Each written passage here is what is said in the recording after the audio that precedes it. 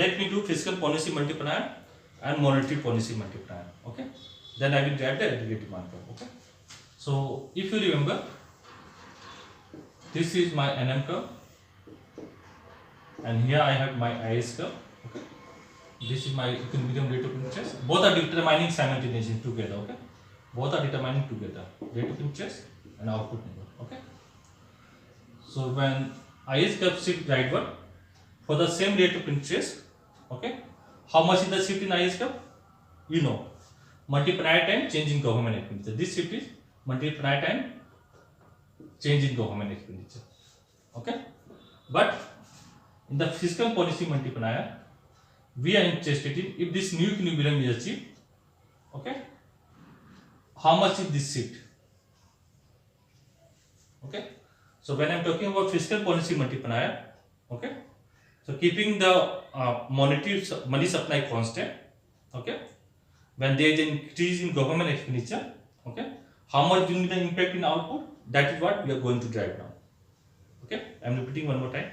Keeping money supply constant, if there is an increase in government expenditure, full value multiplier not realized. Okay, why? Because rate of interest increases, is crowd out private investment somewhat. Okay, so there will be increase in output. Okay, how much will be the increase in output will be given by fiscal policy multiplier. Okay.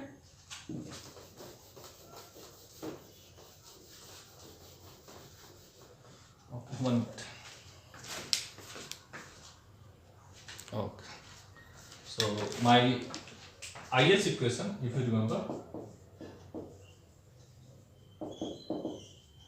if tomorrow I get a time, I will do 1-2 numerical. Okay, it is easier to understand on this concept when we have numerical. Okay, let's see how we proceed tomorrow. So y equal, since I am talking about fiscal policy monetary policy, this multiplier I write alpha g. Okay, it will be easier to understand.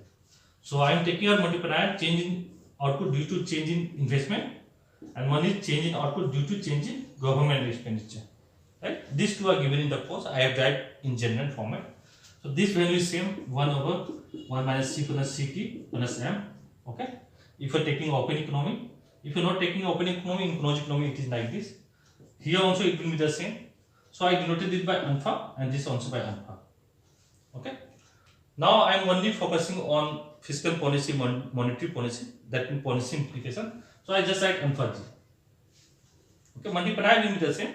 Just for notation purpose, it will be easier on the alpha g. Okay. So when I write alpha g, it means same thing. In closed economy, 1/1 minus c plus ct. Okay. So you will be having 1/1 minus c plus ct a bar minus bi. Okay, so I write this as alpha g. A bar you can open it up if you want. Yesterday I have done it, today I am not doing it. Okay, this is your output or your IS equation, you can say. This is how your output determined in the good market. Okay, NM equation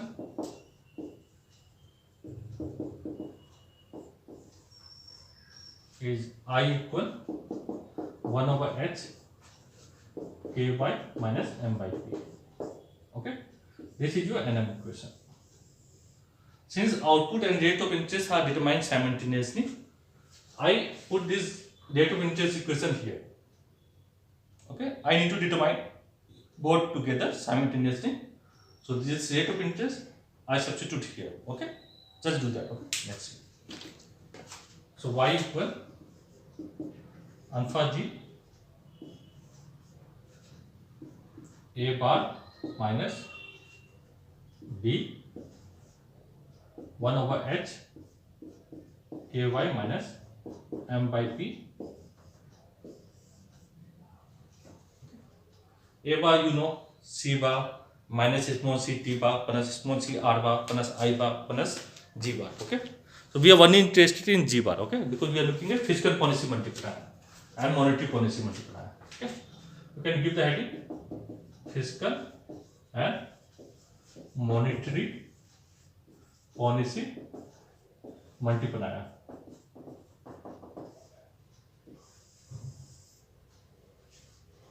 Okay, so I have this term, just open this term. Okay, This will be alpha G A bar.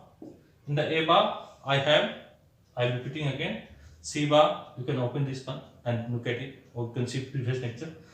Okay, C bar minus 1 C T bar. Okay, 1 dash 3 minus alpha G D over H K by, okay, plus alpha G D over H M by P.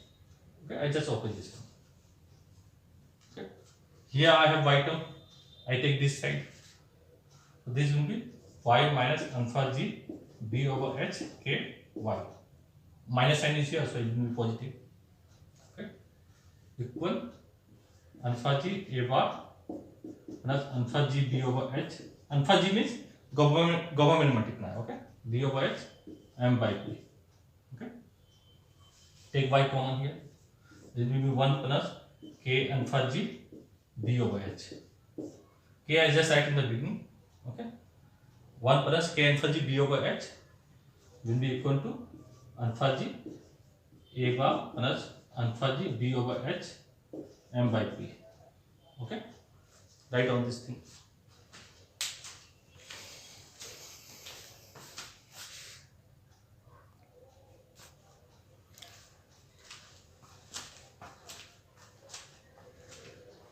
So you just have to remember this like a poem. Okay, 1 plus K alpha G B over H. Okay, 1 plus K alpha G B over H. Okay, like a poem. Okay, rhyme of a poem. Okay, I love this part. Is it clear? I can rub here. Okay. Yeah. No need to worry about this term. Okay, they will not ask in the examination. Only thing is that it will clarify your thing. Okay, I don't know. Maybe they can ask also. Okay, the way they are setting paper. So you have drive IS equation, NM equation. Okay, so this derivation is easy. Okay, it is not tough. So in the A bar you have G bar also. Okay, so let me write this as y equal 1 over 1 plus K alpha G B over H. You memorize this thing. Okay, 1 over 1 plus K alpha G B over H. Okay, there is one more thing you need to remember. Okay, I will tell you later on. Alpha G A bar plus alpha G B over H M by P. Okay, so in the A bar you have G bar. Okay, so on the other term will be autonomous term will be 0. Okay, so keeping money supply, real money supply constant, I want to look at impact on output due to change in government expenditure. Okay, first thing, and that will give me my fiscal policy multiplier. Okay, so let me write fiscal policy multiplier. So this term will be 0. Okay. So fiscal policy multiplier. Okay, let me take photo.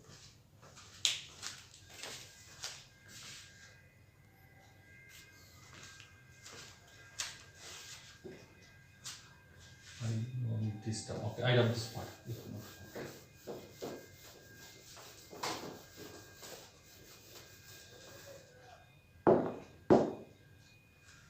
So change in output due to change in government expenditure, you have multiplied with alpha G. Okay, multiply will be alpha G and this term 1 plus K alpha G D over H on this multiplication. Okay, alpha G over 1 plus K alpha G B over H. Okay, I call this as gamma. I denote this fiscal policy multiplier with gamma. Okay,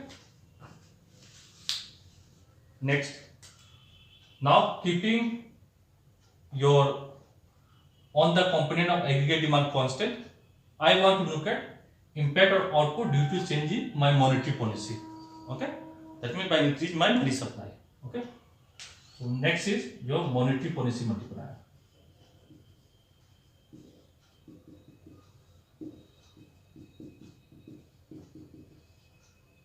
So when I am driving my monetary policy multiplier, okay, I am keeping component of aggregate demand to be constant. Saturation per assumption.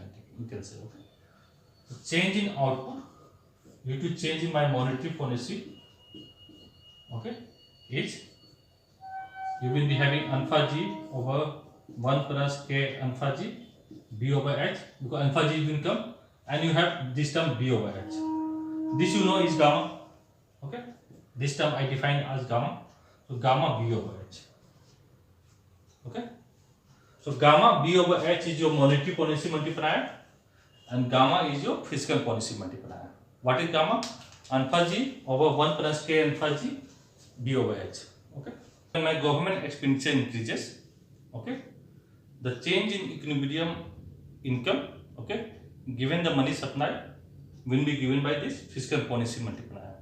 Okay, so the change in income will be gamma times change in government expenditure. Okay, so let's look at this in terms of graph. So this is my NM curve, which is positiveness law. This is my initial IS curve. This is a simultaneous determination of equilibrium rate of interest and output level.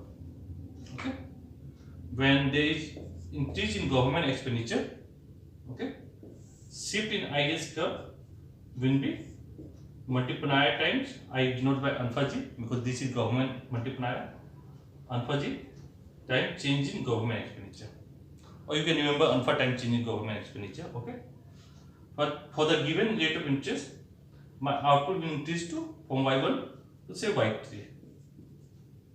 Okay, but actually this is not happening. The new equilibrium that I am going to achieve, okay, let me draw this one properly. The new equilibrium that I am going to achieve will be having higher rate of interest and no output.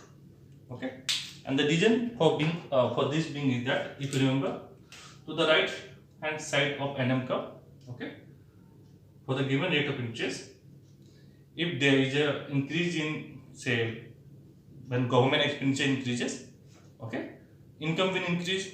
When income will increase, transaction demand for money will increase.